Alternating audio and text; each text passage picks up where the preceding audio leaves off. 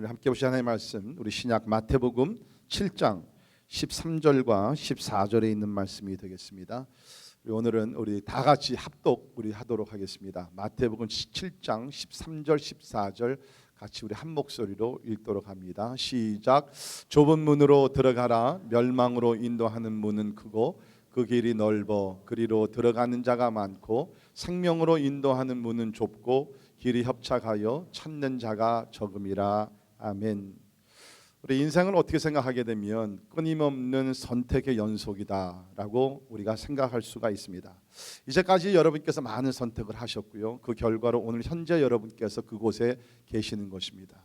어저께의 결정이 오늘 우리를 만들었고 오늘 우리가 결정하는 것이 어떻게 보면 내일을 만들어 갑니다. 그래서 어떻게 보면 우리의 삶은 우리 결정에 따라서 모든 것이 이루어진 것이라고 생각할 수 있습니다. 오늘 아침에도 여러분께서 일어나셔서 다른 것을 택하지 아니하시고 교회 와서 예배를 드려야 되겠다 결정하셨기 때문에 오늘 은혜 자리에 나와 계신 줄을 믿습니다.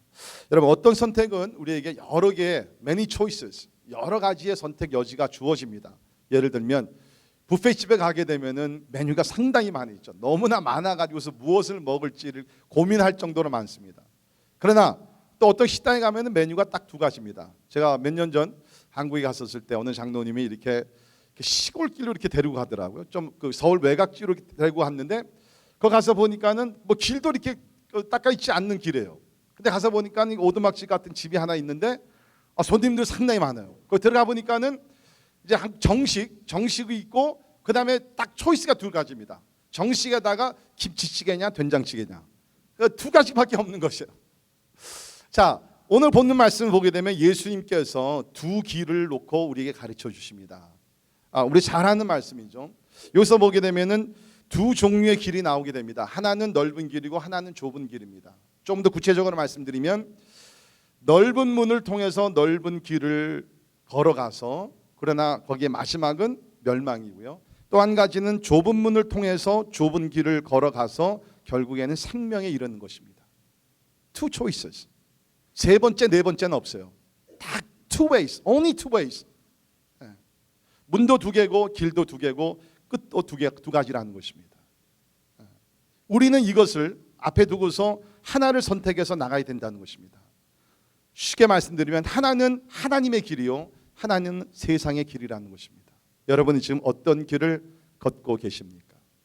자, 우리 13절 14절에 있는 말씀 보면 본문이 가르쳐주는 하나님의 길에 대해서 몇 가지를 우리가 배울 수 있는데요. 첫째는 뭐냐면 하나님의 길은 넓지 않고 좁다는 사실입니다. 하나님의 길은 넓지 않고 좁다는 사실입니다. 오늘 본문은 예수님의 유명한 설교, 산상설교의 결론이 되는 부분이고요. 어떤 분들은 이것이 적용이다, 어떤 분들은 부록이다, 그런 이름을 붙이는데 분명한 사실은 마태복음 5장부터 예수님께서 공생애를 시작하시면서 잘 아는 Sermon on the Mount, 산상설교를 시작하십니다. 심령이 가난한 자는 복이 있나니. 그러면서 우리에게 상당히 익숙하지만 상당히 어떻게 보면은 지키기 힘든 그러한 말씀들을 주님께서 우리에게 설교해 주셨습니다. 예를 들면 5장 3절부터 보시면은 우리가 팔복이라고 얘기하지만 상당히 이건 진짜 우리 삶에 지키기 어려운 어떤 인격에 대해서, 캐릭터에 대해서 주님 말씀하셨는데 심령이 가난한 자는 복이 있다. 여러분, 어떻게 우리가 가난합니까? 우리가 부하게 살아가고 있는데 우리 심령이 가난하기가 보통 어려운 것이 아닙니다. 애통하는 자가 되어야 된다. 온유한 자가 되어야 된다. 여기서 얘기하는 gentleness, 온유한 자라는 것은 이렇게 마음이 약하고 양같이 그런 게 아닙니다. 그 반대 의미가 있는데요. 여기 온유하다는 것은 너무나 강해서 you're so strong.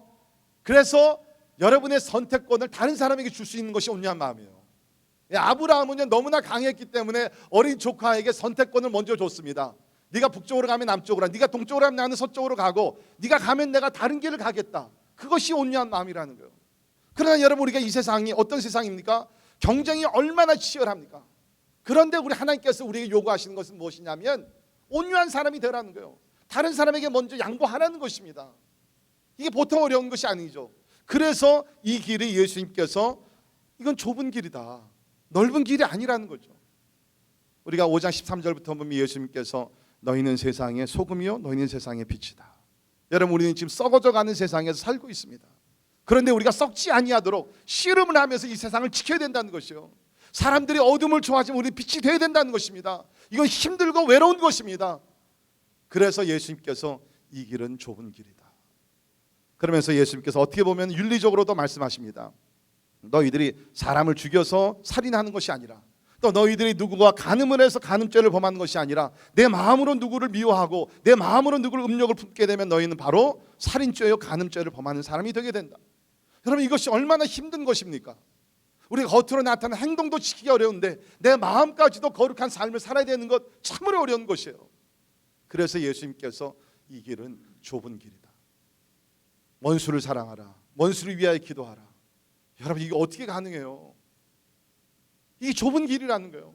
우리 6장에 들어와서 보시면 예수님께서 너희들이 선행을 할 때 은밀한 가운데 행하라는 것이죠.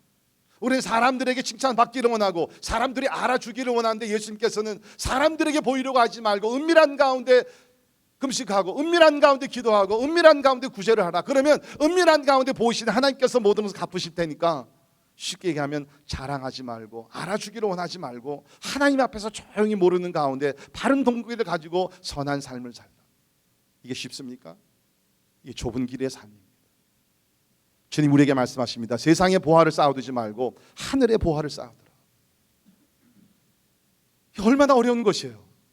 경제적으로 불황이 있는 이때에 우리는 진짜 세이빙 어카운트에 돈을 많이 쌓고 살더라도 우리는 불안전한 그런 마음을 가지고 있는데, 하나님께서 말씀하시기를 세상의 보화를 쌓아두지 말고, 왜 세상의 보화를 쌓게 되면 다 썩어 없어지니까 하늘나라의 보화를 쌓으면서 살아가라는 거예요.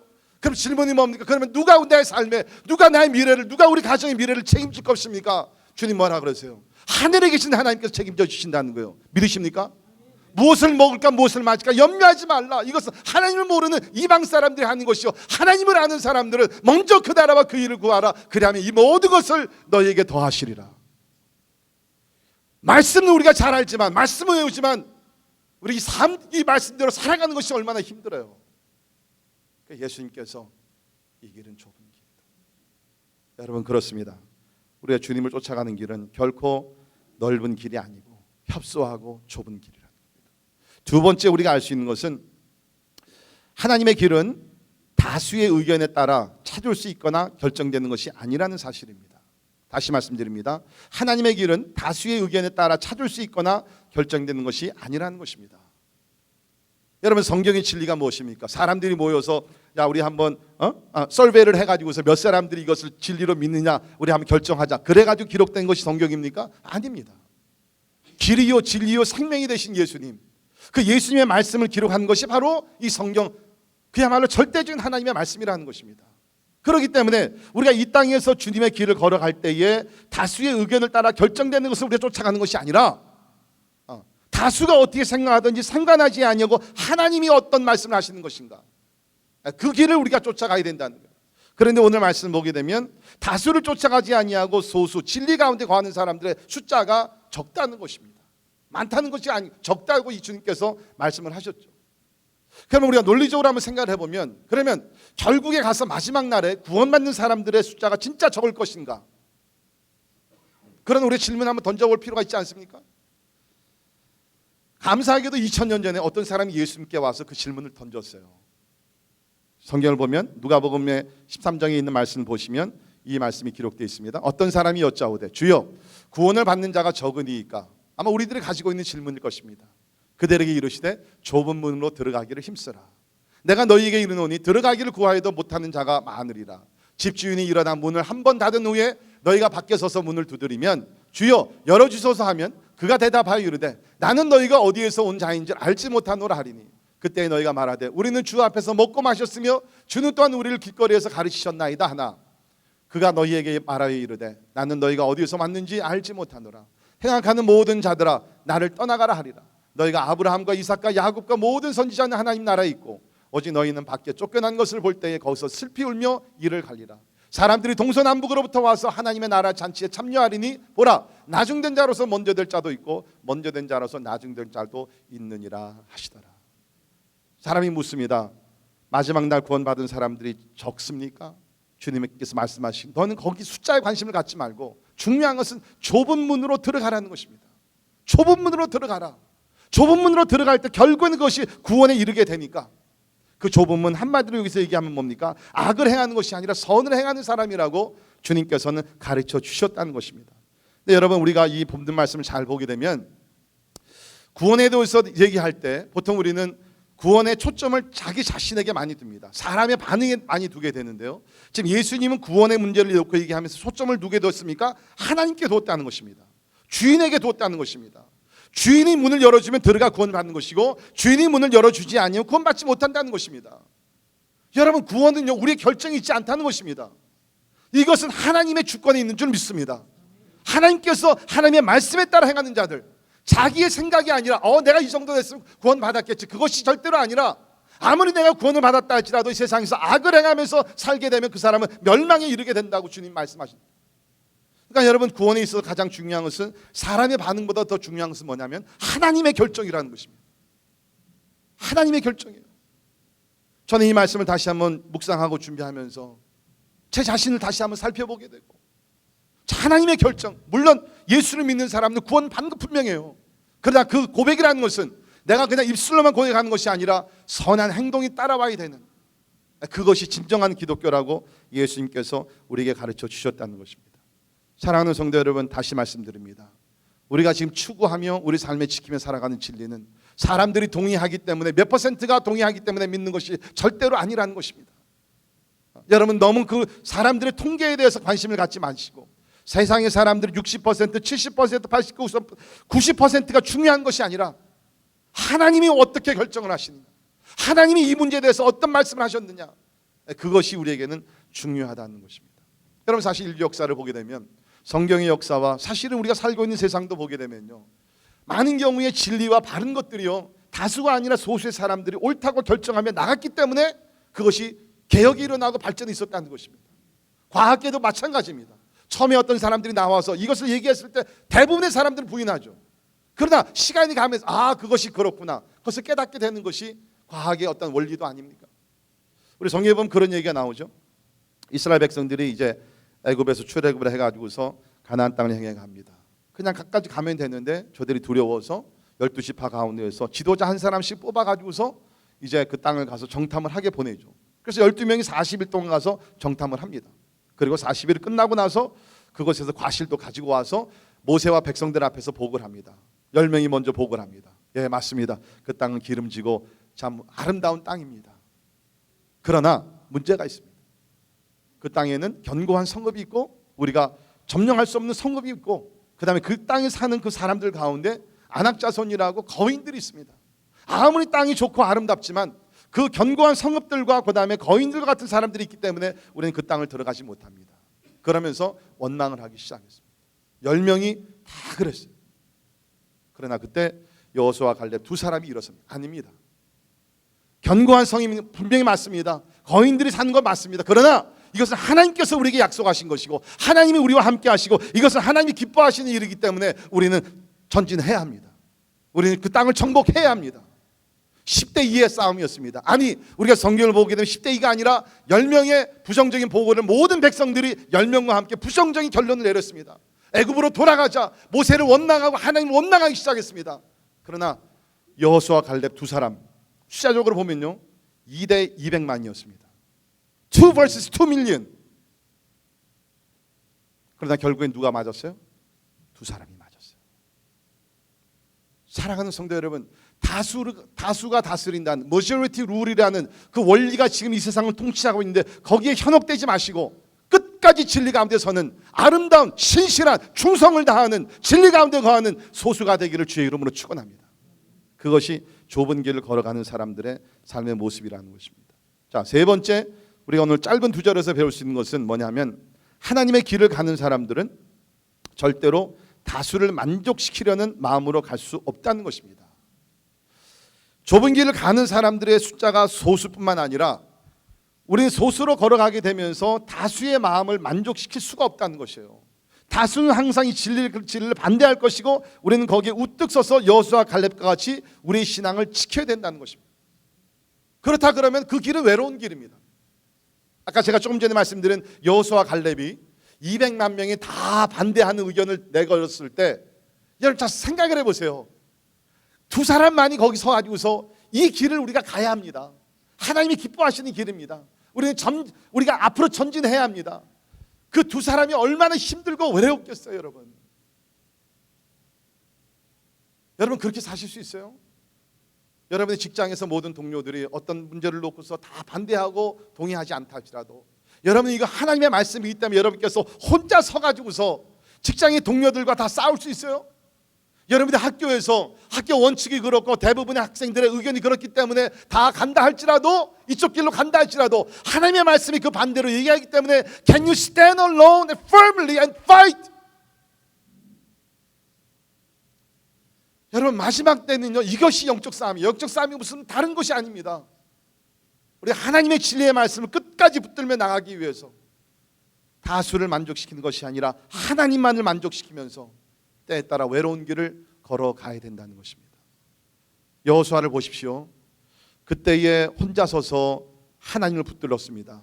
시간이 많이 지납니다. 40년 정도가 지나고 나서 여호수아가 세상을 떠날 쯤 됐을 때에 이스라엘 백성들이 가나안 땅에 들어가서 살면서 가나안 신들을 접하게 되고 저들도 모르는 가운데 혼합 종교를 갖게 되면서 이방 신을 섬기게 돼요. 그러니까 여호수아가 너무나 안타까웠죠. 왜? 여호와 하나님께서 우리를 출애굽하게 하셨고 40년 동안 광야에서 먹을 것과 입을 것 주셨고 구름 기둥과 불 기둥으로 인도하셨으며 십계명을 우리에게 주셨고 하나님의 축복이 너무나 많이 축복을 너무나 받았는데 이제 가나안 땅에 들어와서 이스라엘 백성들이 타락한 모습을 볼 때에 이방 신들을 섬기는 것을 볼 때에 모세의 마음, 그 여호수아의 마음이 너무나 안타까웠어요. 참고 참다가 이제는 한 번 백성을 다 모읍니다. 그리고 여호수아가 일어서서 이런 말씀을 합니다. 여호수아 24장 15절에 같이 한 목소리 읽습니다. 시작. 만일 여호와를 섬기는 것이 너희에게 좋지 않게 보이거든 너희 조상들이 강 저쪽에서 섬기던 신들이든지 또는 너희가 거주하는 땅에 있는 아모리 족속의 신들이든지 너희가 섬길 자를 오늘 택하라. 오직 나와 내 집은 여호와를 섬기겠노라 하니. 이것이 여호와의 신앙이고 이것이 오늘날 우리에게 필요한 신앙이라는 것입니다. 여러분 하나님의 진리가 무시를 당할 때 조용히 있지 말기를 바랍니다. 뭐 나만 구원받으면 되지. 보통 우리가 프라이베티즘, 개인주의를 우리가 존중을 해가지고서 저 사람들은 나름대로 신앙관이 있으니까 내가 저들에게 아무 얘기를 하지 아니하고 여러분 그것이 그 영혼을 사랑하는 것이 아니라는 것입니다. 오해하지 마십시오. 우리가 원수를 만들면서 무시하면서 무식하게 행동하지 않는 건 절대로 아니에요. 그러나 우리가 그 영혼을 사랑한다 그러면 그 영혼이 지금 잘못 이해를 하고 헛된 신을 섬기며 나아갈 때 어떻게 우리가 버려두겠냔 말이죠. 부모님들 잘 들으시길 바랍니다. 오늘날 우리 교육 시스템 중에 잘못된 것 중 하나가 뭡니까? 우리 자녀들에게는 어떤 신앙적인 것을 우리가 강요해서는 안 된다. 스스로 결정을 내리게 우리는 기다리고 존중해 줘야 된다. 성경이 그렇게 나와 있습니까? 여러분 성경이 부모에게 뭐라고 그랬어요? 주 안에서 하나님의 말씀으로 자녀들을 양육하라 그랬지 부모에게 너희들은 자녀들을 기다리며 스스로가 올바른 결정을 내리기 위해서 존중해주며 참고 기다리라 그렇게 얘기합니까? 절대로 아니라는 거예요. 부모들이요 여러분 자녀들이 잘못된 신앙관을 가지면 목숨을 걸고 싸워야 되는 거예요. 여러분 다른 문제는 모르지만 그렇죠 다른 문제는 모르지만 신앙의 문제 있어가지고서는 우리가 진짜 목숨을 걸고 우리 자녀들을 지켜야 된다는 것이에요. 우리 어떤 욕을 먹는다 할지라도 우리 자녀들의 바른 신앙의 길을 걸어가기 위해서 바른 길로 지도해주는 영적인 부모들이 되기를 주님의 이름으로 축원합니다. 여러분 이 특별히 마지막 때가 되게 되면 우리가 하나님의 말씀을 그대로 지키며 살아가는 사람들은 소수고요. 우리는 혼자 이 길을 걸어가요. 근데 어떻게 보면 우리가 2000년의 기독교 역사를 보면 바른 신앙생활을 했던 사람들은 다 홀로 걸어가든지 외로운 길을 걸어갔다는 거예요. 4세기 말쯤에 그 이집트 출생의 아타나시우스라는 그 신학자가 있었습니다. 아타나시우스는 신학자요, 사도요, 철학자요, 상당히 똑똑하고 신앙이 투철한 사람이었는데 이 4세기 후반에 무슨 문제가 생겼냐면 우리가 아는 대로 이제 그 1세기에 초대교회가 있었고 복음의 역사가 막 일어나면서 사도 바울을 통해서 이제 그 많은 사람들이 복음을 듣지 않습니까? 이제 그렇게 되면서 이제 이것이 그 로마 제국의 어떠한 그 영향을 받게 되면서 이것이 제도화가 됩니다.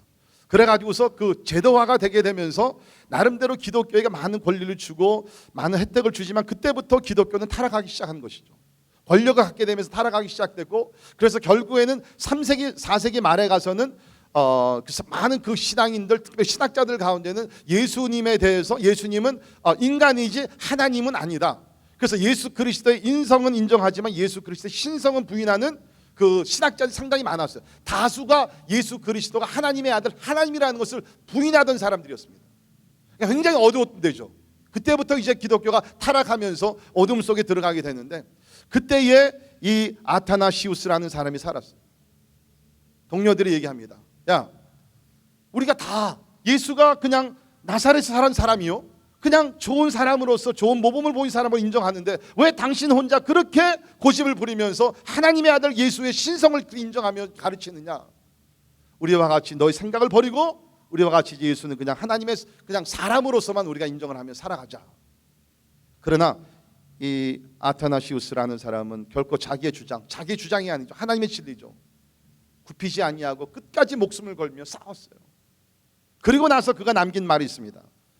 그 얘기가 뭐냐면, then, 다시 말해서 모든 사람들이 나와 의견을 다리한다 하면, then Athanasius against the whole world. 그러면 이제는 나 아타나시우스와 전 세상과의 대결이라 그랬어요.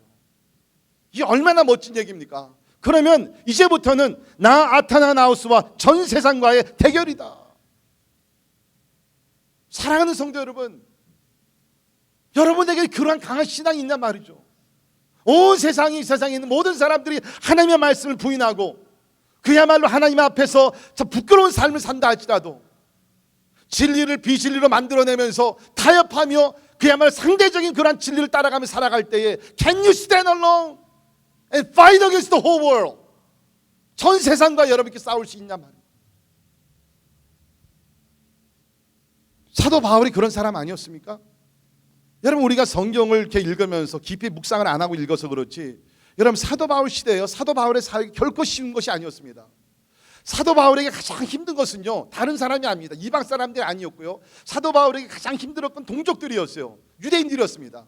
왜 그래요? 수천 년 동안 그들은 유대교의 잘못된 사상을 가지고, 쉽게 말씀드리면 율법을 지킴으로써 선행으로서 구원을 받는다, 그 구원론을 가지고 살았던 사람들 아닙니까? 근데 이제 바울이 그리스도를 만나고 주께서 성령의 감화 감동을 주시면서 진리를 깨닫고, 우리가 선행을 통해서 구원받는 것이 아니라 그 은혜를 인하여 믿음으로 말미암아 구원을 받는다, 그 진리를 깨닫고 나가서 얘기하기 시작합니다. 유대인들에게 얘기합니다. 사랑하는 형제 여러분들이요, 우리가 그야말로 하나님의 법을 지켜서 하는 것이 아니라, 율법이라는 것은 우리의 연약함을 깨닫게 알게 하시고, 이것은 우리가 그야말로 그 하나님께서 우리에게 가정교사와 같은 그 펑션을 주셔서 우리가 율법을 읽으면서 내가 이렇게 죄를 범했구나, 내가 십계명이 이렇게 죄를 범했구나, 그것을 깨달아 알게 되면서 몽학 선생으로서 우리를 십자가로 인도하는, 예수 그리스도로 인도하는 것이 율법이지, 율법을 지켜서 우리가 구원받는 것이 아닙니다 라고 얘기했을 때에 유대인들은 어떻게 했습니까? 대부분의 사람들이 돌을 던지면서 바울을 다 죽이려고 했고, 뺨을 떼면서 그야말로 바울에게 이 복음을 전하지 못하게 했어요. 가는 곳곳마다 그러한 사람들이 많이 있었다는 거죠. And a lot of times he had to stand alone. 바울은 많은 경우에 가는 곳곳마다 자기의 동족들이지만 그 율법주의에 빠져서 진리를 보지 못하기 때문에, 알지 못하기 때문에 그들과 나름대로 영적 싸움을 했어야 된다. 그래서 이것이 얼마나 심각했냐면, 우리가 갈라디아서를 보게 되면 그의 선배였던 베드로 사도도, 그렇지 않습니까? 베드로 사도가 주님을 만나고 복음을 알고 복음을 전파하라고 부르심 받은 사람이지만, 그 유대교의 그러한 프레셔가 너무나 강해가지고서 유대교 사람들이 많이 있을 때는 나름대로 신앙을 타협하면서 그야말로 유대교가 맞는 것 같이 비겁한 행동을 하다가, 바울이 또 그 베드로를 책망하지 않습니까? 그런 신앙을 우리가 가져야 된다는 것이죠. 그래서 우리 갈라디아서 1장 10절에 보면 베드로가 이런 유대교의 어떠한 핍박과 압박을 받으면서 이런 얘기했습니다. 우리가 전에 말하였거니와 내가 지금 다시 말하노니, 만일 누구든지 너희가 받은 것 외에 다른 복음을 전하면, 여기 다른 복음이라는 것은 갈라디아의 배경을 얘기하게 되면 예수도 믿고 아니면 율법주의를 통해서 내가 구원도 받지 않겠느냐, 다시 말해서 믿음과 선행을 같이 전하는 사람들, 다른 복음이 있었어요. 다른 복음을 전하면 보세요, 저주를 받을지어다. 헬라어를 보게 되면 anathema, 저주를 받을지어다. 여러분 오늘날은 뭘 생각합니까? 만약에 다른 사람이, 그렇죠? 우리 주변에 뭐 다른 사람이 어떤 신앙적으로 좀 다른 얘기를 하게 되면 그래요? 당신 생각은 그렇군요. 내 생각은 이런데 한번 들어보십시오. 내 생각은 이렇습니다.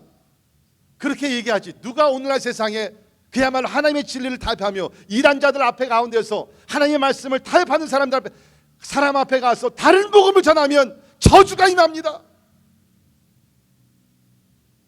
바울은 그렇게 얘기했어요. 오해하지 마세요.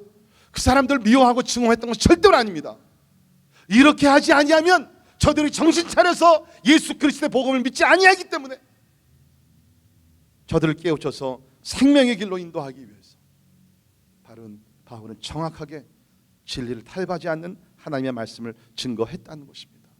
이제 내가 사람들에게 좋게 하랴 하나님께 좋게 하랴. 여러분 이것은 오늘날 우리에게 꼭 들어야 될 말씀입니다. 오늘 제가 두 가지 길을 말씀드리는데, 한 길은 사람을 좋게 하는 길, man pleaser. 다른 길은 뭡니까? 하나님을 기쁘시게 하는 사람, God pleaser. 하나님을 기쁘게 하는 사람들이 사람을 기쁘게 할 수 없어요. 사람을 기쁘게 하면서 하나님을 기쁘게 할 수가 없다는 것입니다. 우리 하나님의 진리를 쫓아가면서 비진리를 동시에 쫓아갈 수가 없다는 것이에요. 내가 기독교를 믿으면서 여호와 하나님 유일신을 믿으면서 다른 신을 함께 섬길 수가 없다는 것입니다. 분명히 성경은 그리스도를 통해서, 사도 바울을 통해서 우리가 많은 사람들을 만족시킬 수 없다. 우리는 좁은 길을 걸어가는 사람들이라고 얘기합니다. 그 다음에 우리가 한 가지 더 여기서 배울 수 있는 것은 뭐냐면, 두 길의 끝은 영원한 차이가 있다는 것입니다. 그냥 문을 통과하고 길을 건너서 길을 지나가면서 거기서 끝나는 것이 아니라 그 두 길에는 끝이 있다는 것이죠. 우리 길도 보게 되면 모든 길들이 다 끝이 있지 않습니까? 우리 여기 루트1이 제가 알기로 상당히 긴 길이라고 그럽니다. 이것이 뭐 저는 직접 가보지는 않았지만 저쪽 뭐 플로리다까지 뭐 그 연결이 된다 그러는데, 아무튼 아무리 긴 길이라 할지라도 어디 가서는 길을 끝나는 것이에요. 근데 여기도 보게 되면은 넓은 길이 있고 좁은 길이 있는데 끝이 있다는 겁니다. There is a destination. 근데 그 끝을 보게 되면 여기 뭡니까? 굉장히 아이러니한 것이죠. 넓은 길로 가면 넓게 좋게 끝나야 되는데, 여기 보니까는 넓은 길로 가게 되면 그 길은 멸망으로 인도하는 길이에요. 반대로 좁은 길은 협착하지만 결국에 와서 끝을 가게 되면 그 끝은 뭡니까? 생명이 있다는 것입니다. 생명이 있다는 거예요. 제가 이 말씀을 준비하면서 넓은 길이 영어로 뭡니까? 브로드웨이입니다. 맨하탄의 브로드웨이 아시죠? 거기에 끝에 어딘지 모르지만 거기 생명이 있어요? 브로드웨이는요, 세상에 화려함은 있어요. 생명이 없어요. 좁은 길 끝에 생명이 있다는 것입니다. 자, 여기까지가 제 설교의 서론입니다. 이제 일어나십시오. 이제부터 말씀이 더 중요한 것입니다. 자, 잘 들으세요. 자, 그것이 오늘 13절 14절에 있는 말씀인데, 예수님께서 이 설교를 하셨을 때 대상이 누구였느냐? 여러분 성경 읽을 때 항상 그걸 여러분께서 이렇게 인식하시면서 읽으셔야 되는데, 이 설교는요 지금 뭐 아무에게 준 것이 아닙니다. 자, 우리 5장 잠깐 우리 1절로 갑니다. 우리 4장 25절 마지막 절부터 읽으면, 갈릴리와 데가볼리와 예루살렘과 유다와 요단강 건너편에서 수많은 무리가 따르니라. 그러니까 예수님께서 공생애를 시작하시면서 이제 세례를 받으시고 나와서 천국 복음을 전파하니까 가는 곳마다 많은 사람, 수많은 무리가 따랐습니다. 5장 1절에 예수께서 무리를 보시고 산에 올라가 앉으시니, 보세요, 제자들이 나온지라. 그리고 제자들에게 이 말씀을 주신 것입니다. 다시 말해서 예수님을 따르겠다고 결정을 했어요. 이 사람들은 오늘 말씀에 적용을 해보면 좁은 문으로 들어온 사람들이에요. 그런데 좁은 문으로 들어왔는데, 이제 좁은 문으로 들어왔는데 두 가지의 길이 있다는 거예요. 좁은 문으로 들어와서 이 길이 협착하고 힘들고 어려우니까는 큰 길로 빠져나가려는 사람들이 있다는 것이에요. 이제 예수님께서 이 제자들에게, 내가 예수님의 제자가 되겠습니다, 내가 좁은 문으로 들어가겠습니다 라고 결정하려고 하는 사람들에게 예수님께서 이 말씀을 주시면서 너희들이 결정을 해야 된다. 머뭇머뭇거리면서 이 길로 갈까 저 길로 갈까 왔다 갔다 할 수가 없고, 이제는 결정을 내려서 너희들이 좁은 길을 걸어갈 것인지 넓은 길을 걸어갈 것인지 너희가 결정을 내려야 된다는 것입니다. 그리고 주님께서는 좁은 문으로 들어가서 좁은 길로 계속 걸어가라. 사실은 이것이 하나가 되어야 되는데, 그렇죠? 좁은 문으로 들어왔으면 좁은 길로 걸어가서 끝까지 가야 되는 것이 원칙인데, 우리가 성경도 보게 되면 뭡니까?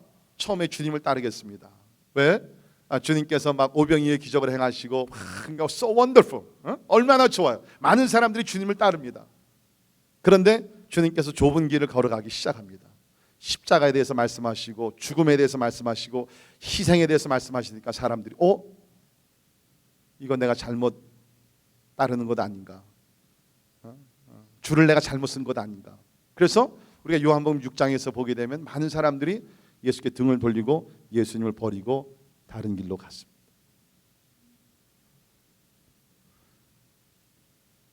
자, 제가 이제 오늘 말씀의 결론을 내리면서 여러분에게 세 가지 질문을 드립니다. 이 세 가지 질문에 여러분 개인적으로 대답해 보시면 내가 지금 좁은 길을 걷고 있는지 넓은 길을 걷고 있는지를 여러분이 스스로 파악을 하실 수가 있습니다. 진단을 내릴 수 있습니다. 자, 첫 번째 질문입니다. 여러분, 세상에서 신앙생활을 하는 것이 정말 어렵다고 생각될 때가 많습니까?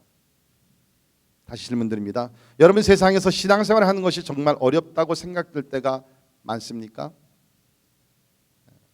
그렇다고 동의하시는 분들은 좁은 길을 걷고 계신 분들이고, 아니요, 나는 힘들고 어렵다고 생각을 한 번도 안 했는데요, 그런 분들은 most likely 넓은 길을 갖고 계신 분들입니다.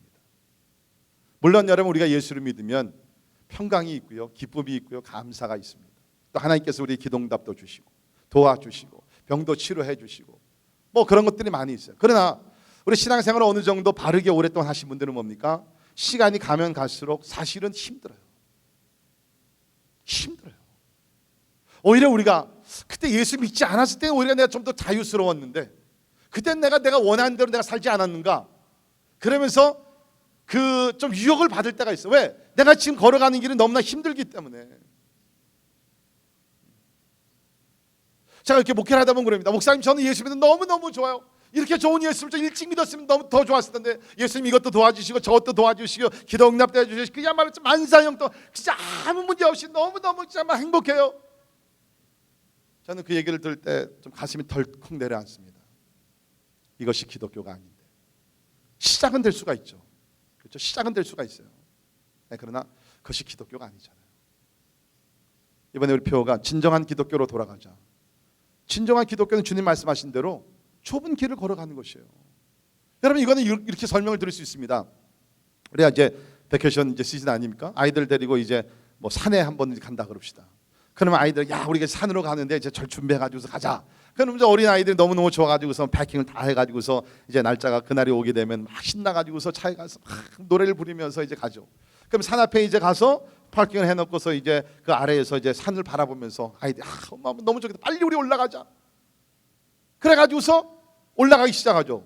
근데 그 높은 산이면 1시간 2시간 걸려서 올라가게 되면 애들이 엉덩 올라가다가 힘들어, 엄마 있고 올라가야 돼, 나 안아줘, 짜증내기 시작하죠.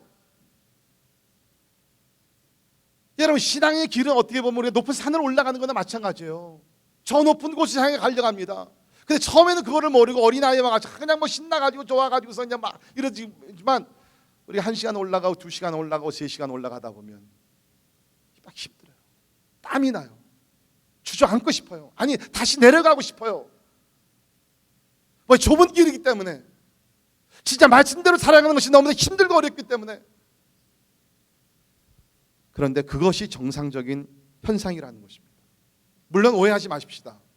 우리가 고생만 있는 건 절대로 아니죠. 그 가운데는 내가 다른 데서 찾아볼 수 없는 내 영혼의 기쁨이 있죠. 내 영혼의 감사가 있습니다. 그야말로 생수가 내 삶 속에서 흘러넘칩니다. 예수께서 말씀하신 대로 내 배에서 생수의 강이 흘러넘치는 그러한 축복이 있지만,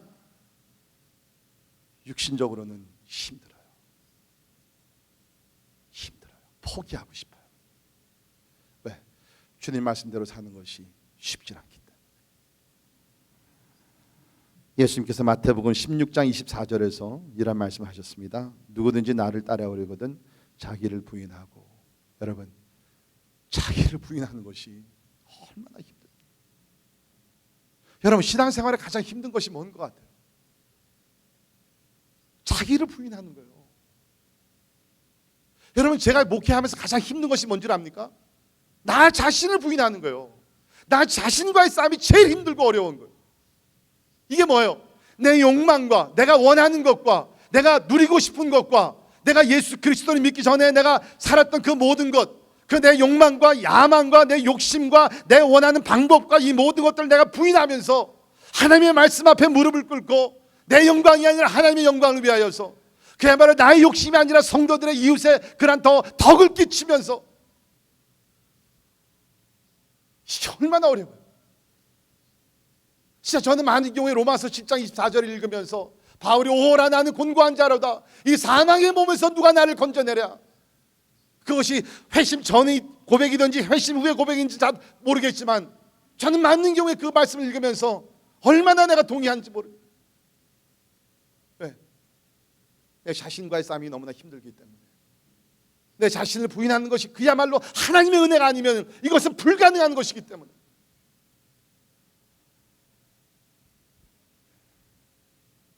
사랑하는 성도 여러분, 부탁을 드립니다. 예수님 분명히 우리에게 말씀하십니다. 아무든지 나를 따라오거든 자기를 부인하라. 오늘 우리는 다 나름대로 권리를 주장하는 시대에 살고 있죠.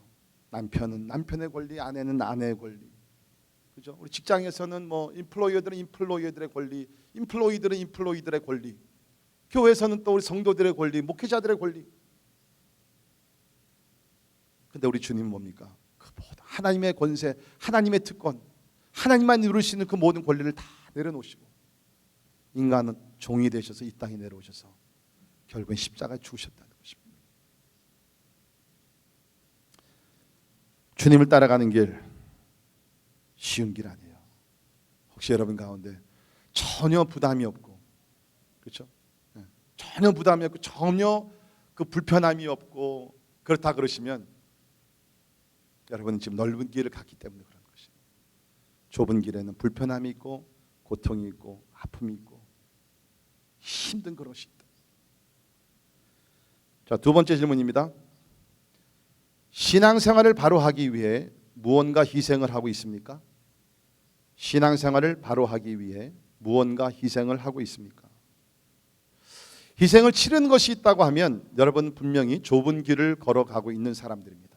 반대로 여러분께서 예수 그리스도를 믿고 나서 희생하는 것이 아무것도 없다 그러면 아마 여러분은 예수를 믿는다고 얘기는 하지만 계속해서 넓은 길을 걸어가는 사람일 것입니다.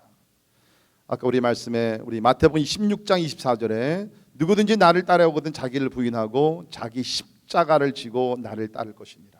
십자가를 진다는 것입니다. 예수님께서 우리에게 십자가 지신 것이 뭐 희생입니다. 목숨을 희생하신 것이에요. 다른 어떤 해석이 필요가 없습니다.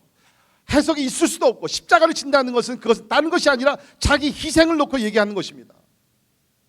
문제는 여러분과 제가 예수를 믿고 지금도 예수님 따라간다 그러면서 과연 진짜 우리가 그리스도를 위해서 얼마나 희생을 하고 살아가고 있느냐. 지난주 우리가 한 주간 동안 우리가 살아가면서 진짜 얼마나 그리스도 하나님의 영광을 위해서 내가 희생을 얼마나 했느냐. 내가 얻은 것이 중요한 것이 아니라 What matters the most not what I gained from Christ, but how much sacrifice I made for Christ. 내가 하나님을 통해서 내가 얻은 것보다 더 중요한 것은 내가 그리스도를 위해서 얼마나 많은 것을 희생하였느냐. 그것이 중요하다. 예수님께서 누가복음 14장 26절에 희생에 대해 좀 더 구체적으로 말씀해 주셨는데요. 무릇 내게 오는 자가 자기 부모와 처자와 형제와 자매와 더욱이 자기 목숨까지 미워하지 아니하면 능히 내 제자가 되지 못하고. 여러분 그거 아세요?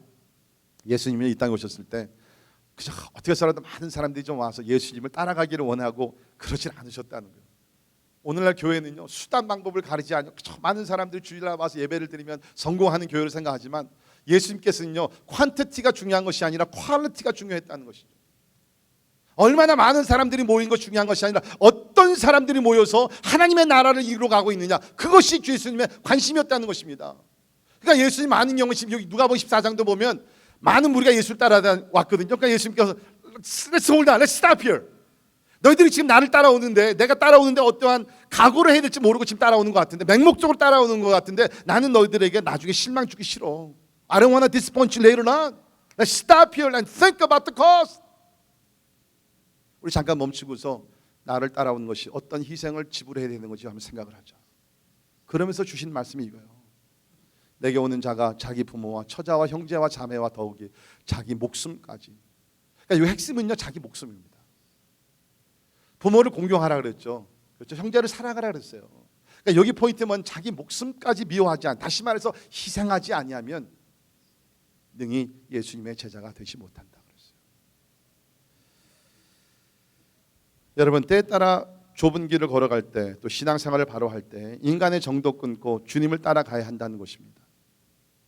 오늘날은 너무나 이 가정이 중심이 되다 보니까 가정이 우상까지 됐고요. 그러다 보니까 이제는 가정을 위해서 모든 것을 다 포기하면 그것이 옳은 줄 알아요. 그래서 오늘 주님 그렇게 얘기하지 않으시죠? 때에 따라서 우리가 가정도 하나님의 목적을 위해서 희생할 줄 알아야 된다는 거예요. 그런데 여러분 잘 들으세요. 저는 여러분들이 다 행복한 가정을 세우고 행복한 가정에서 기쁨을 누리기를 주의 이름으로 축원합니다. 아멘?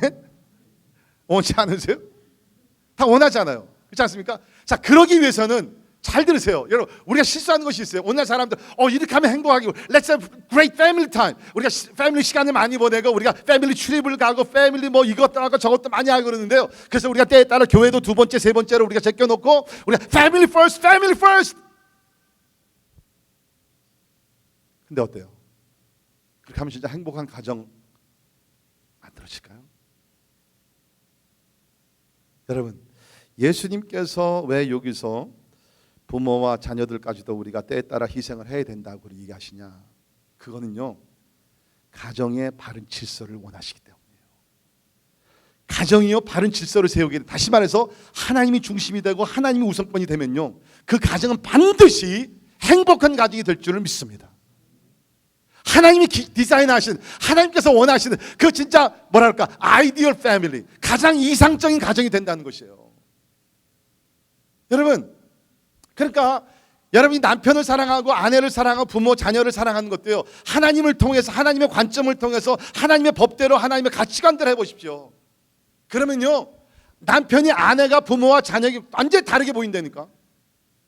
진짜로 여러분, 진짜 남편이 더 하나님을 사랑하고 하나님 앞에 바로 서는 그 남편이 되기 위해서 기도하시고 그 일을 위해서 아내가 기도해주고 격려해보세요. 남편이 그렇게 자랑스러워요. 남편이 진짜 돈을 제대로 못 벌러 오더라도요, 진짜 주님 앞에서 바른 신앙생활 하는 거 보면 너무너무 감사해요. 아내가요, 진짜 그 기도 열심히 하고 하나님 나라를 위해서 충성하기 위해서 남편들이 잘 보조해주고 도와주면요, 아내가요, 최고의 미인이 안 되더라도 그렇게 아름답게 보인다니까.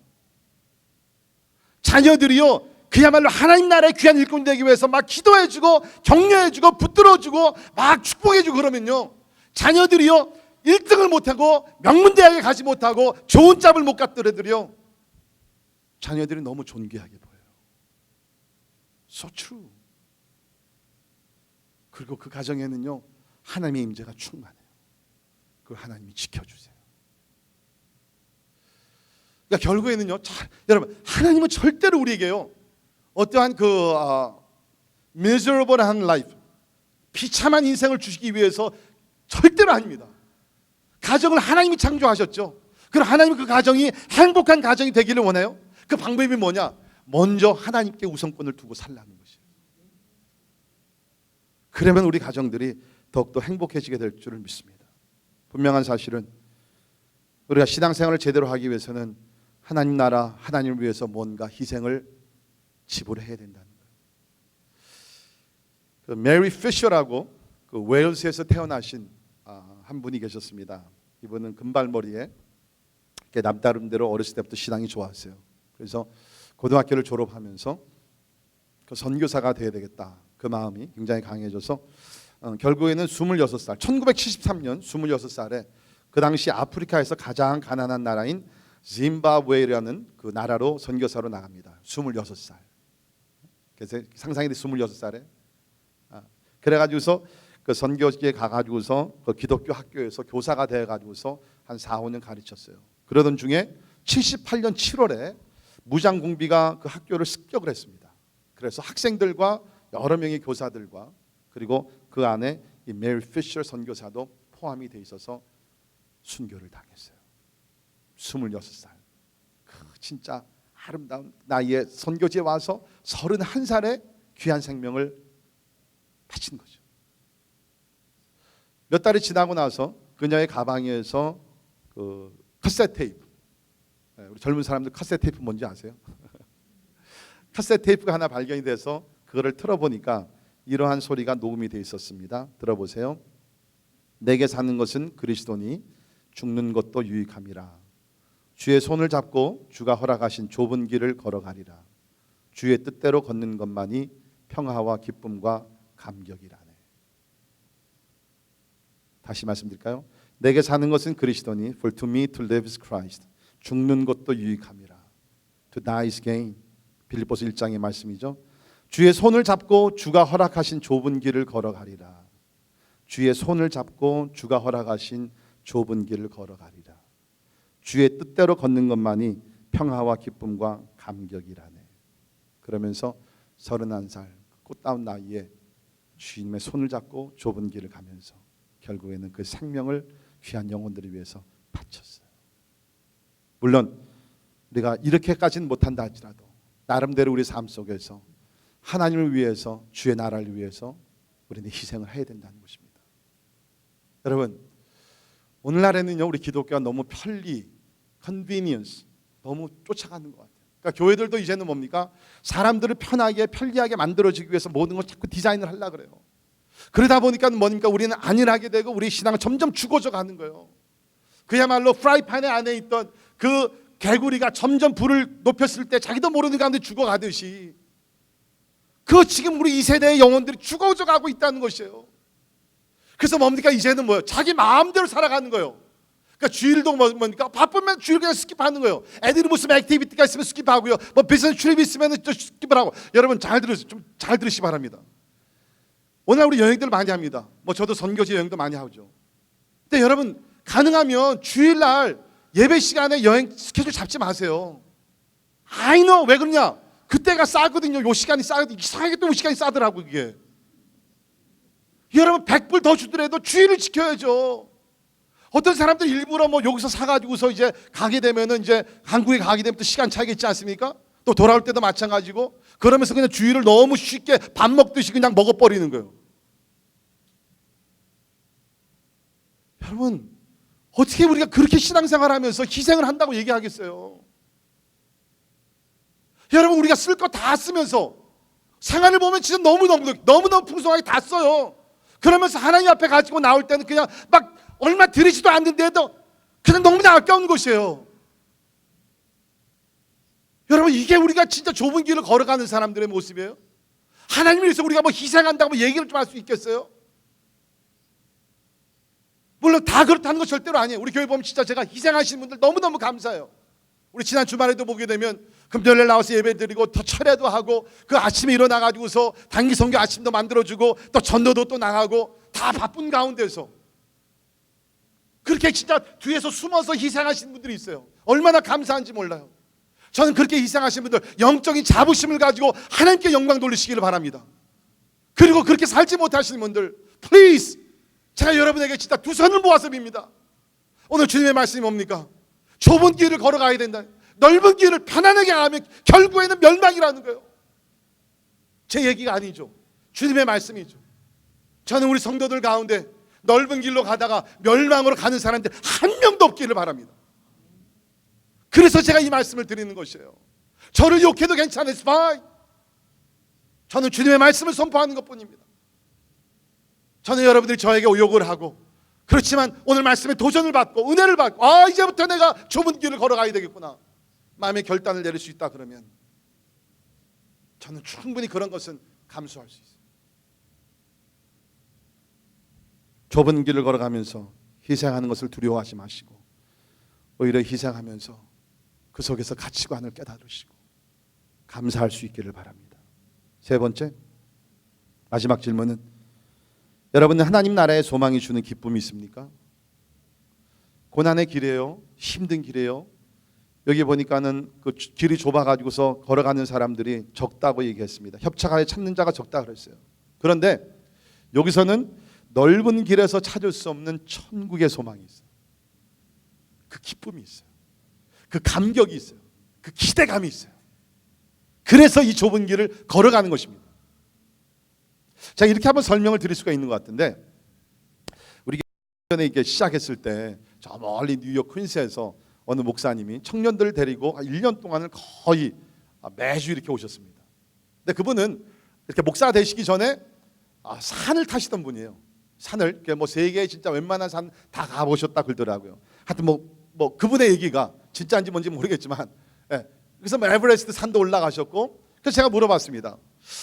그 높은 산, 그 암산 같은 그 절벽들 그런 것을 다 이제 극복하면서 why bother?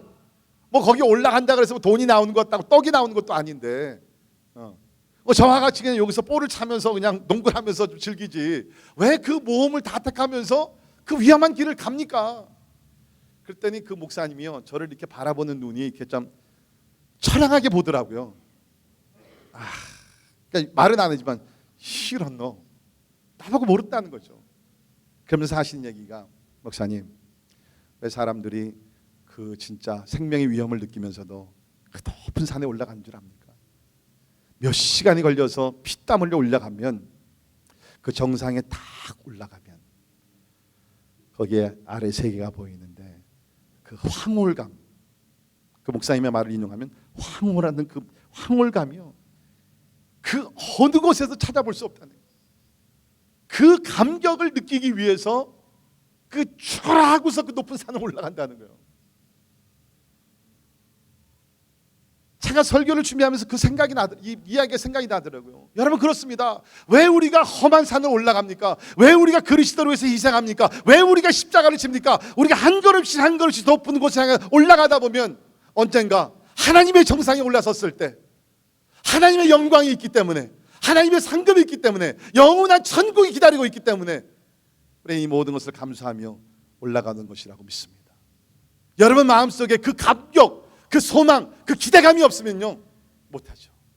그러나 그 기대감이 있기 때문에 우리는 여러 가지 어려움을 극복하며 나간다. 아까 우리 같이 기도했지만 지금 그 김요한 선교사님 우리 그 키예브에서 4주 동안 선교사 학교에서 강사로 수고하셨어요. 원래는 토요일 날 돌아오셔야 됐는데 가서 이번에 이제 저도 일주일 갔다 왔지만은 거기 그 크림 반도에서 그 참석한 우리 사역자들이 있습니다. 근데 그분들의 얘기 들어보니까 너무너무 진짜 막 가슴이 아픈 거예요. 막 교회가 문을 닫고 교인들이 다 뿔뿔이 흩어지고 그래가지고서 그냥 사역자는 너무나 마음이 아파. 아마 그래서 그런지 김요한 선교사님께서 지금 크림 반도로 들어가셨어요. 그래서 이번 주 아마 수요일 날 오실 것 같은데 굉장히 지금 위험한 지역입니다. 거기 있는 사람은 다 피해 나오는 거예요. 근데 지금 김요한 선교사님이 건강 상태가 너무 안 좋거든요. 혈압이 막 200 오르락 내리락 하고 계시거든요. 그래서 제가 갔을 때도 저랑 같이 돌아갑시다 그랬는데 그냥 고집 부리면서 남아 계셨을 거예요. 왜 그런 일을 하세요? 언제가 하나님 앞에 서는 그날이 올 때에, 그야말로 정상에 오를 때에 다른 곳에서 누릴 수 없는 그 영원한 그런 소망과 그 기쁨과 감격이 있기 때문에 우리는 그날을 고대하면서 십자가를 지게 될 줄을 믿습니다. 기독교의 사실은 진리는 뭐냐면요 이 땅의 행복이 아닙니다. 잘 들으세요. 궁극적으로 기독교 우리가 예수 그리스도를 믿는 것은요 이 땅에서 편안하고 이 땅에서 완전한 그게 아니고 불가능하기 때문에 결국에는 뭡니까? 영원한 천국에서 영원한 영광을 누리면서 생명의 면류관을 받는 것인 줄 믿습니다. 그래서 바울이 로마서를 보면 이런 얘기했습니다. 로마서 8장 17절에 자녀이면 또한 상속자 곧 하나님의 상속자요 그리스도와 함께 한 상속자니 우리가 그와 함께 영광을 받기 위하여, 보세요, What a glorious statement. 우리 같은 연약한 사람들이 예수 그리스도와 함께 영광을 받기 위하여 고난도 함께 누구와 함께? 그리스도와 함께 받아야 할 것이니라. 여러분 기억합시다. 내가 고난을 받을 때 혼자 받는 것이 아니라 내 안에 있는 그리스도께서 나와 함께 고난을 받고 계시다는 것이에요. 생각하건대 현재의 고난은 장차 우리에게 나타날 영광과 뭐예요? 비교할 수 없다. 비교가 안 되는 게임이라는 것이에요. 비교. 이 날을 바라보면서 우리는 나가는 것입니다.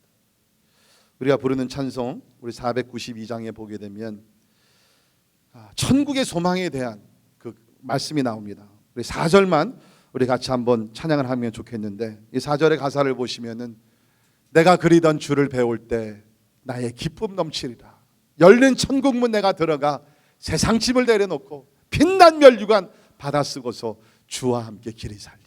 이것이 우리의 ultimate goal, ultimate purpose, 궁극적인 목표와 우리의 목적이 되는 줄 믿습니다. 같이 한번 찬양하죠.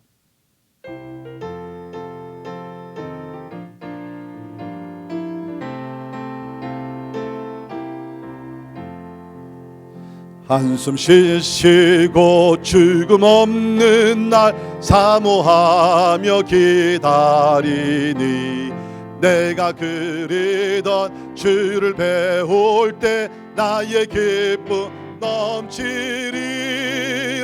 열린 천국문 내가 들어가 세상 짐을 내려놓고 빛나 면류관 받아 쓰고서 주와 함께 길이사. 다시 한번 한숨 가시고 죽음 없는 날 사모하며 기다리니 내가 그리던 주를 배울 때 나의 기쁨 넘치리라.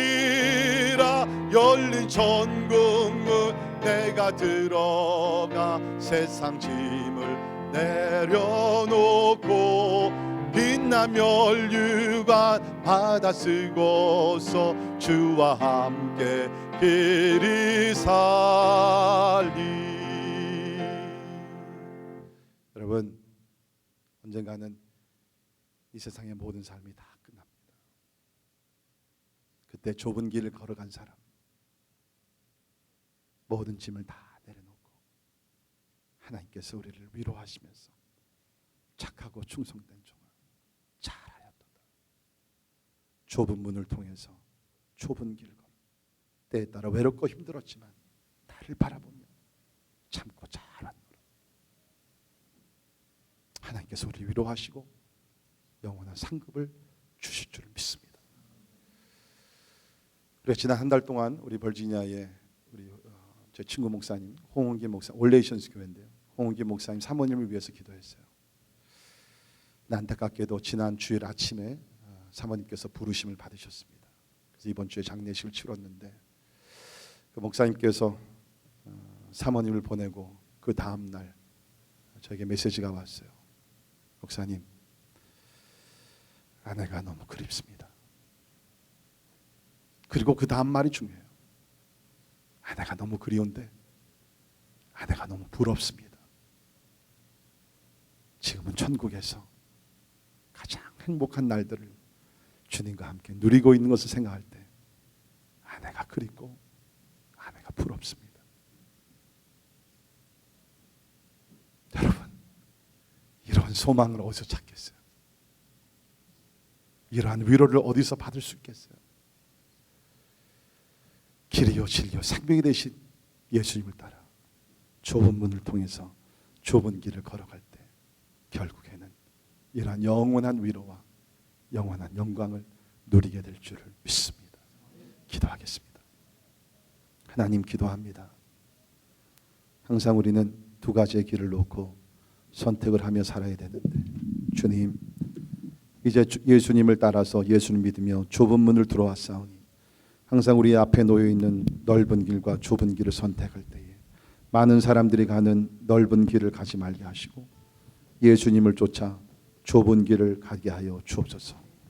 잠시 우리가 편안하게 안일하게 살다가 멸망에 이르지 말게 도와주시고 잠시 우리가 좁은 길, 고통이 있는 길이요 자기 자신 부인해야 되는 길이지만 이 길을 우리가 가면서 결국에는 하나님의 영광에 생명에 이르게 하여 주시옵소서. 예수님 이름으로 간절히 기도하옵나이다. 아멘. 다 일어나셔서 찬양하십니다.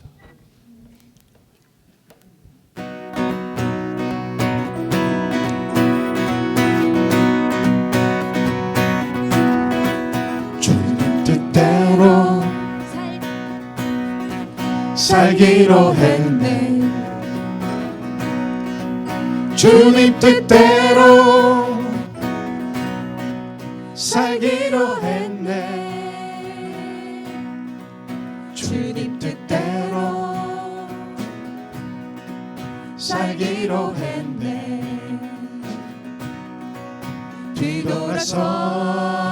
뒤돌아서지 않겠네. 이 세상 사람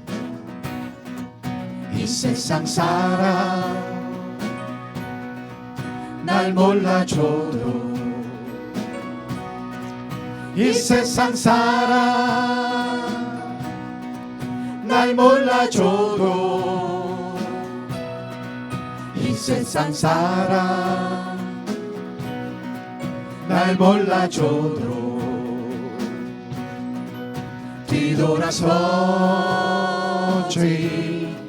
않겠네 뒤돌아서지 않겠네 뒤돌아서지 않겠네 어떠한 시련이 와도 수많은 유혹 속에도 신실하신 주님 약속만 붙들리라 세상이 이해 못하고 우리를 조롱하여도 신실하신 주님 약속만 붙들리라 결코 돌아서지 않으리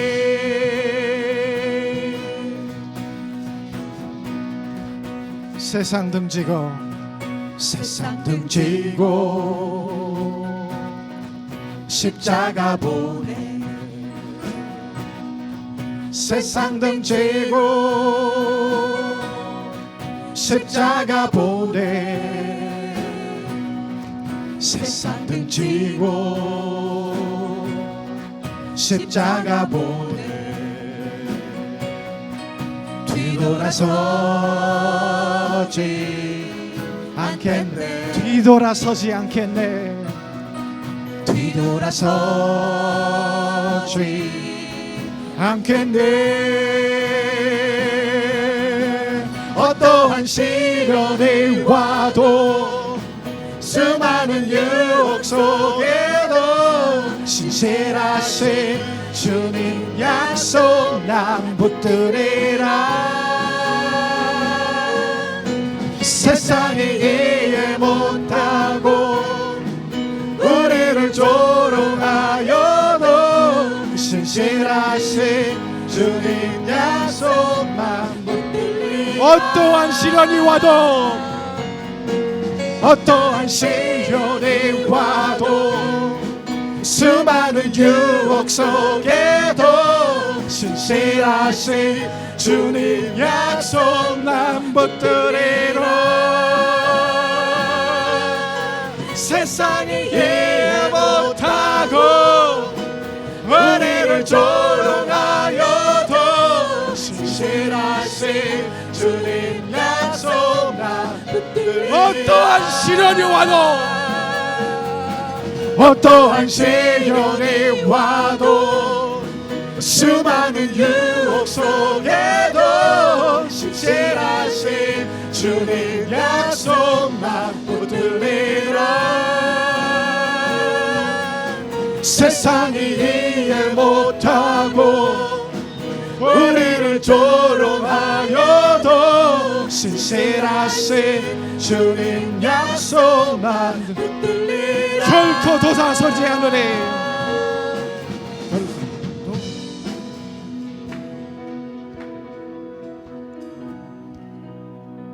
여러분 우리 부른 찬송과 같이 좁은 길을 걸어갈 때 세상이 이해 못해요. 제가 이제 대학에 가서 은혜 받고 이제 목사가 되기 위해서 결정하고 했을 때 그리고 나서 우리 친구들 제가 이제 세상의 친구들 다시 만났을 때 소문을 듣고 이렇게 모였는데 한 8명이 모였는데 지네들끼리 모여가지고 이렇게 얘기하더라고. 야 저놈 갔어. 아직도 제가 생생해요. 저놈 갔어. 맞아요. 우리는 예수 그리스도께 올인해야 돼요. 가야 돼요. Either you are in Christ or against Christ. Either for Christ or against Christ. 하나님 나라의 발을 딛고 살든지 세상의 발을 내리고 살든지 둘 중에 하나요. 넓은 길을 가든지 좁은 길을 가든지. Neutral way, there's no neutral way. Either you choose the narrow way or the wide way, broad way. Choice is yours. 여러분 지금 어떤 길을 걷고 세상이 조롱하는 것이 두려웠습니까? 사람들에게 받는 것이 그렇게 힘들어요? 예수님 생각하세요. 온 세상이 조롱을 했어요. 내가 유대인의 왕이면 십자가에서 내려와라. 기적을 또 한번 행하라. 예수님 침묵하시면서 십자가 달려 죽으셨어요. 희생이 죽음이 승리예요. 기도하죠. 우리 자신들 살피면서 기도하기를 바랍니다. 지금 우리는 어떤 길을 걷고 가고 있는지. 좁은 길을 걸어가라고 주님 우리 격려하십니다. 응원하십니다. 넓은 문이 겉보기에는 좋지만 어트랙티브하지만 결국에 가서는 그것이 멸망이라는 거예요. 사랑하는 성도 여러분, 우리 세상에 잠시 살고 천국은 영원한 것입니다. 어떤 삶을 원하세요? 잠시 고난, 잠시 좁은 길을 가다가 결국에 가서 영원한 생명을 이루시기를 원하십니까? 아니면 이 땅에서 잠시 넓은 길을, 편안한 길을 가다가 멸망에 이르기를 원합니까? 시간에 기도하며 주여, 예수님을 따라서 좁은 문을 통해 좁은 길을 걷게 하시고 결국에는 생명에 이르게 하여 주시옵소서. 우리 통성으로 한번 같이 기도합니다. 하나님 아버지, 주님 앞에 나가기를 우리 하나님 아버지, 하나님을 도와주시고 주님이여 아버지 기도합니다. 하나님이여 아버지, 하나님의 우리를 도우시사 하나님의 힘과 용기를 주시고 위대한 결단을 내리게 도와주시고 하나님 중심에 하나님의 결단을 내리게 하시고 하나님의 은혜를 베풀어 주시기를 간절히 기도하옵나오다. 나 하나님 아버지 간절히 기도합니다. 주님 아버지 하나님의 도와주시고 주님 아버지 하나님이 도와주셔서 하나님 아버지 십자가를 부끄럽게 생각하지 말게 도와주시고 주님 아버지 하나님 도와주시고 하나님의 같이 해주시기를 간절히 기도하옵니다. 주님이 아버지 기도합니다. 하나님의 넓은 길을 포기하게 도와주시고 좁은 길을 택하게 하시고 하나님 소수의 것으로 하나님 아버지 도와주시기를 간절히 기도하옵니다. 하나님 아버지 도와주시고 주님 아버지 하나님 아버지의 길을 하시고 주시기를 간절히 기도합니다. 주님 아버지 하나님 간절히 기도합니다. 주님 아버지 하나님 도와주시고 주님 아버지 하시고 하나님의 같이 해주시기를 간절히 기도합니다. 또 하나님 아버지 하나님 하시고 주님 아버지 하나님 도와주시고 아버지 하나님 하시기를 간절히 기도합니다. 오 하나님의 아버지 도와주시고 주님 아버지 하나님 도와주시고 우리 하나님의 같이 해주시기를 간절히 기도합니다. 하나님의 아버지 도와주시고 주님의 아버지 하나님 하시기를 간절히 기도합니다. 주님 아버지 우리에게 말씀하시고 하나님 아버지 도와주셔서 주님 아버지 바른 길을 택하게 하시고 우리 아버지 도와주시기를 간절히 기도합니다. 하나님의 아버지 도와주시고 아버지 하시고 주님 아버지 도와주시기를 간절히 기도합니다. 어떠한 시련이 와도 수많은 유혹 속에도 신실하신 주님 약속 난 붙들리라. 세상이 이해 못하고 우리를 조롱하여도 신실하신 주님 약속 난 다시 한번 붙들리라. 어떠한 시련이 와도 수많은 유혹 속에도 신실하신 주님 약속 난 붙들리라. 세상이 이해 못하고 우리를 조롱하여도 신실하신 주님 약속 난 붙들리라. 결코 돌아서지 않으리.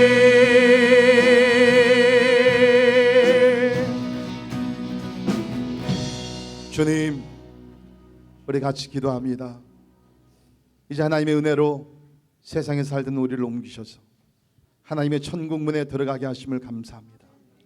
이제 우리가 좁은 문으로 들어왔사오니 예수님을 따라 사도 바울을 따라 하나님의 신실한 우리 믿음의 조상들을 따라 이제 좁은 길을 육신으로는 힘들고 고통스럽다 할지라도 내 영혼의 감사와 기쁨과 감격 속에 천국의 소망을 가지고 그것이 나의 삶의 기쁨과 그것이 나의 힘이 되게 하시사 주님 만나는 그날까지 열심히 하나님이여 때에 따라 힘들고 어렵고 외로운 길을 간다 할지라도 주님 손 붙들고 우리 메리 피셔 선교사와 같이 하나님과 동행하는 우리 모두가 되게 하여 주시옵소서. 아멘.